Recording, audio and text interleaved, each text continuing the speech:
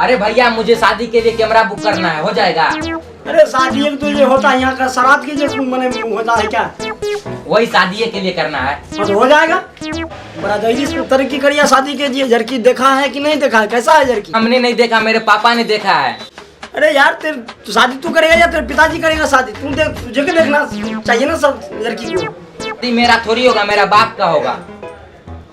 भैया मुंह बंद कर लीजिए, मुंह में मक्खी घुस जाएगा। चला गया क्या? हाँ यार कैसे कैसे युग आ जाते हैं। शादी अपना करना चाहिए। पिताजी के कैमरे की शादी के जी आता है कैमरा करने। यार अजीब की कहानी है। कैसे कैसे दुनिया में युग रहते हैं। अच्छा एक बात बताओ, होने वाली माँ की तुमने देखा है?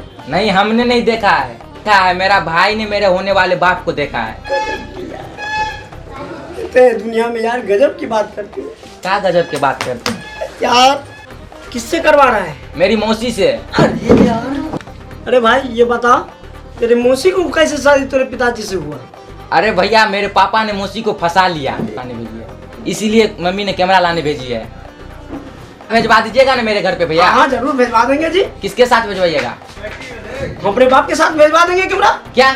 हाँ आप अपने बाप को भेजिएगा? हाँ जी, हम अपने बाप को भेजेंगे। क्यों? हो सकता है मेरी माँ मर चुकी है, मेरी बाप रंडुआ है, वैसे भी जाएगी तेरी बाप माँ की शादी में। मेरे बाप को कहीं जुगाड़ लग जाएगा।